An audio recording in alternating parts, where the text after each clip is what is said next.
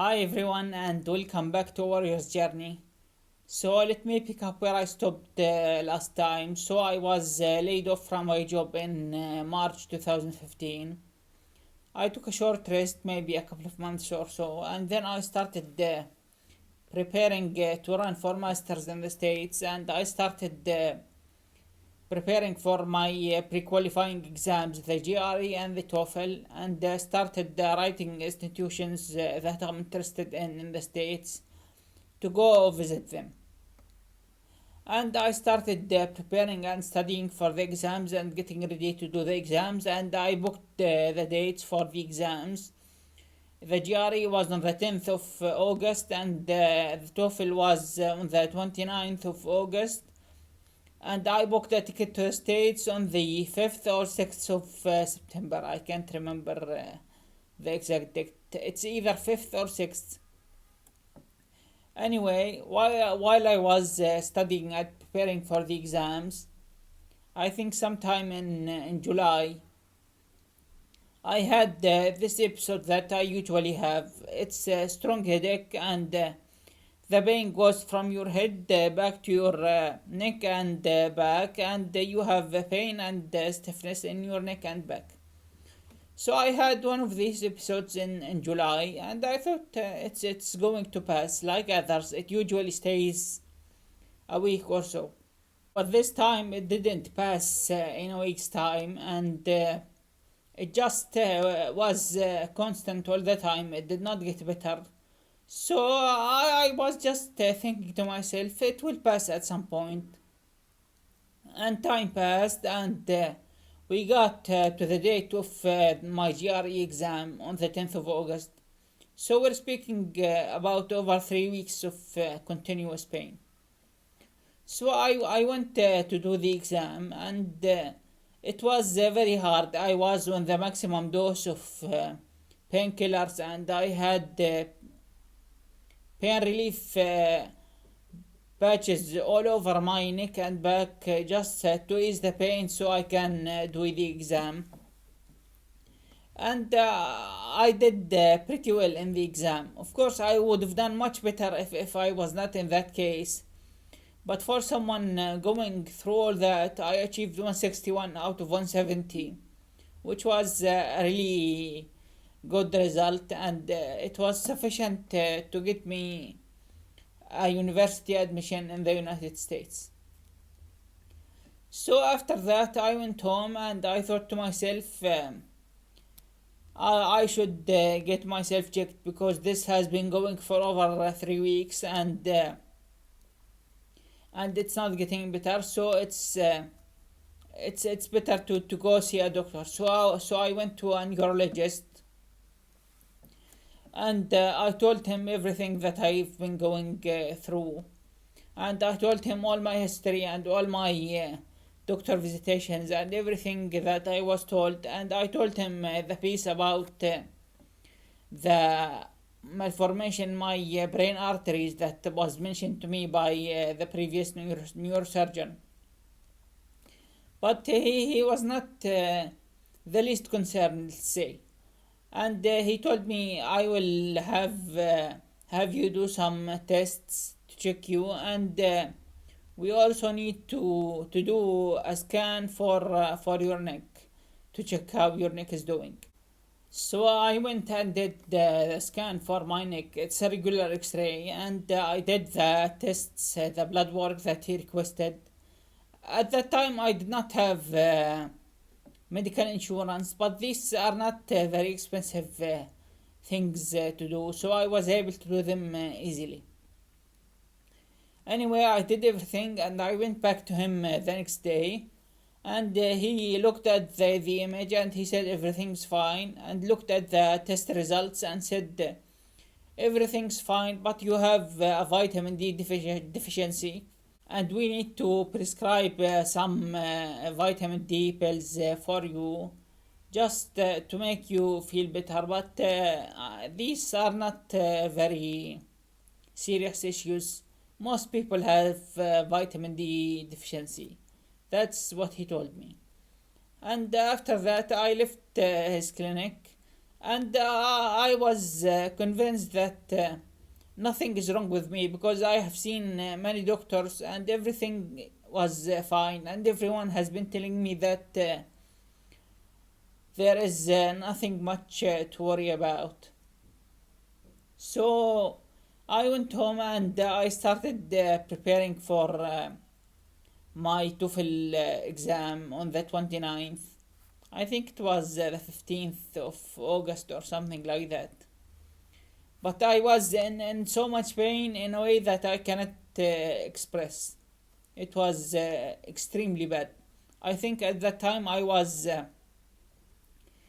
bleeding a bit and stopping, then bleeding a bit after a few days, then stop, then bleed a bit after a few days, then stop, and it kept going that way.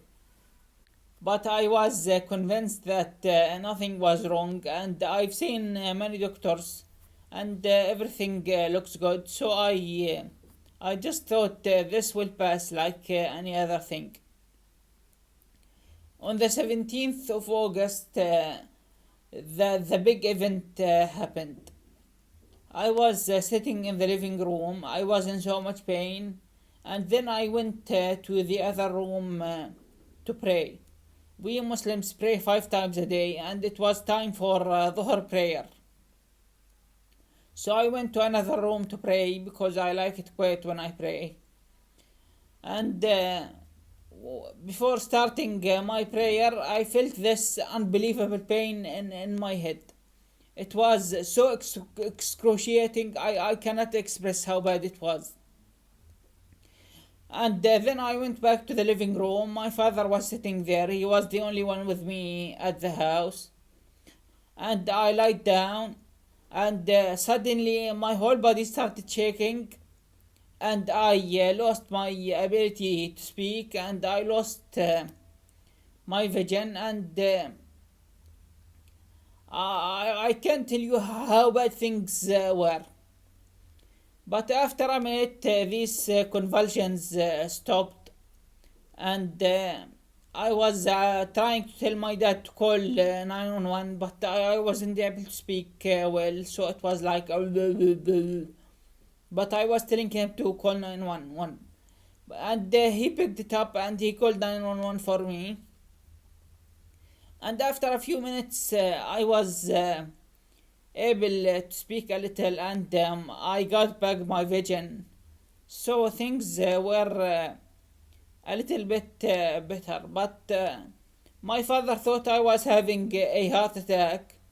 I knew it wasn't a heart attack, but I didn't know what it was. But it was a hemorrhagic stroke. So a few minutes later, the ambulance arrived, and they came up to the apartment, and they picked me up and took me to the ambulance. And when I got to the ambulance, I started vomiting severely. So they took me to a hospital. They got me a bag to vomit in, and I was vomiting, as I said, severely. And they took me to a nearby hospital, a private hospital nearby. And the doctor asked what was wrong with me. And my dad told him what has happened. But he wasn't concerned at all. And he said, I don't think there's a lot of stuff going on. And he measured my blood sugar and measured my blood pressure and gave me some in-vein fluids. And I remember falling asleep maybe for 30 minutes or so. And after waking up, he said, he's clear, you can take him home, he's good. He's just having a few pains and a little bit of stiffness in his back and neck. And I will prescribe some muscle relaxants for him to get better. And by that time, my brother was in the hospital as well, and he and my dad took me back home. And I remember the 2 days between the 17th and the 19th of August, I was in so much pain to an extent that I wasn't able to do anything. I couldn't eat, I couldn't drink, I couldn't sleep. I was barely able to speak. These were the worst 2 days in my whole life, and I can't tell you how bad these 2 days were. But Alhamdulillah, I thank God every day for taking care of me and for blessing me this much. So I was taking so many painkillers and relaxants just to make myself better, but nothing was working, and I wasn't able to eat or drink or do anything. And my parents were trying to always convince me to go see another hospital or to go to another doctor. But I was completely convinced that this is just me making things up, and maybe it's something psychological or so, and maybe it's stress because I have an exam coming, and I'm about to travel to the United States in a 2 week time or so. But on the 19th of August, my father was in my university's hospital to get medication for himself and for my mother.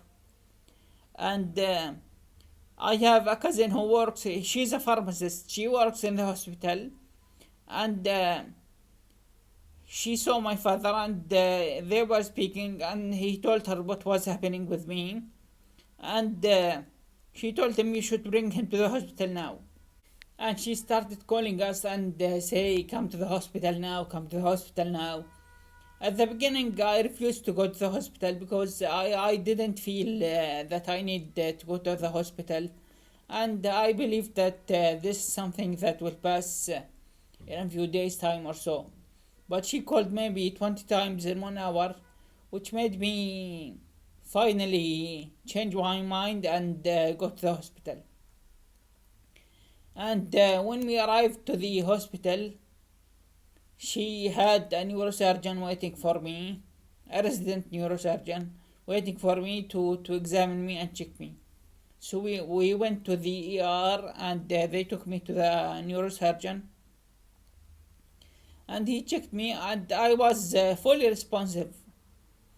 But he said I was in so much pain, and he said we better have a scan for your head because this is not looking very good. And I was sent for a CT scan, for a brain CT scan, and they did the scan and took me out, and